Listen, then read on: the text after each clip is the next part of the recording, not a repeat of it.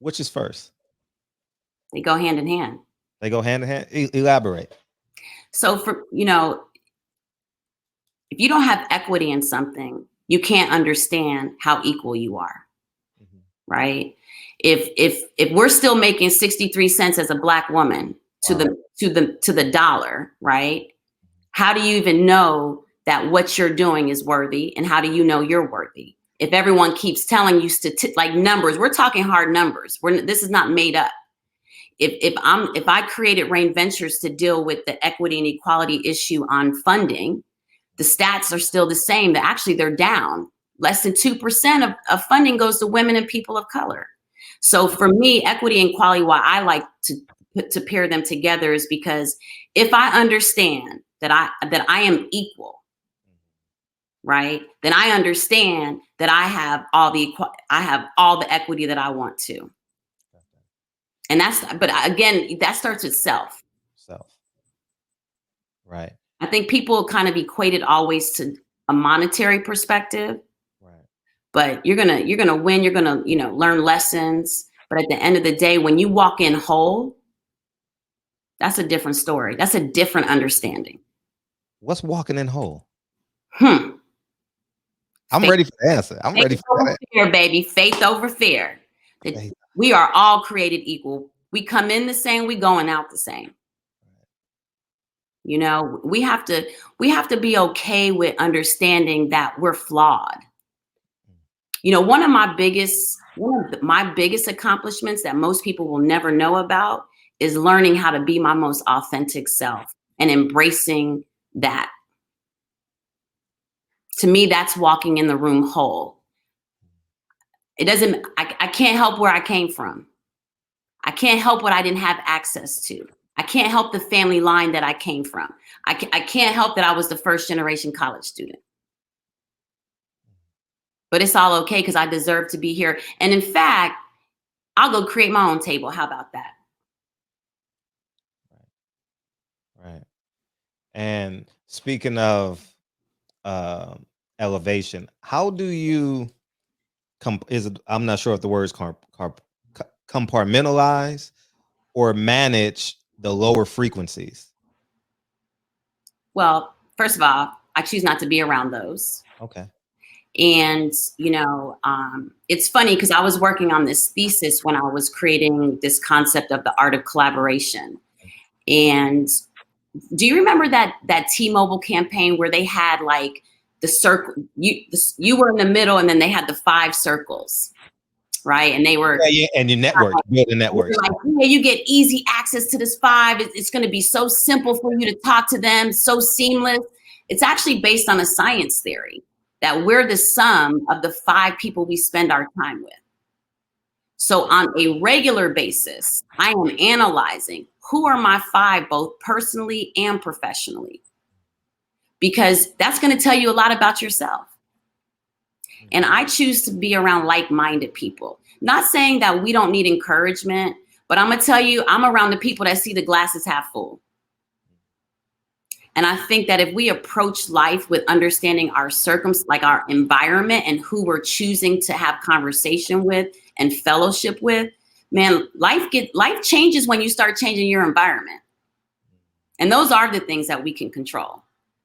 Yeah. I actually have in my notes for you, your network is your net worth. So that's pretty funny that you said. I have it right here in my notes. So that's pretty. Angel investing. Yes. I'm just jumping all around because you're so talented. So you're an angel investor. Well, I started off as angel investing and then turned into a VC. I love to challenge myself. I like to sit in that place of forever student in life so that, again, I never forget that I came from the projects. Right. And I think about all of those other people that I grew up around, and that society says because of where we grew up that we weren't as valid. And so when I was getting my master's, I was introduced to angel investing, and I became super active and started seeing like, well, wow, no wonder we're not in the boardrooms. No wonder we're not making C-suite decisions and getting into those positions. We don't invest early. So we don't get to vote.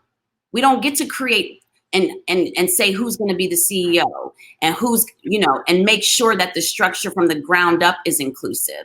So for 9 years, I just started getting involved in it. And then 3 years ago, we created Rain Ventures. Been quite successful.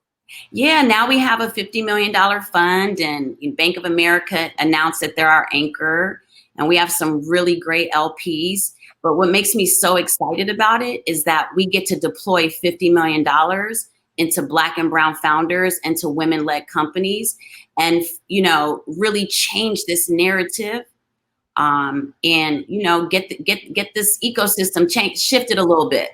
Right, that's a hell of a task. Listen, I'm actually in a fellowship right now for 9 months on VC, on venture capital. Yeah. Wow.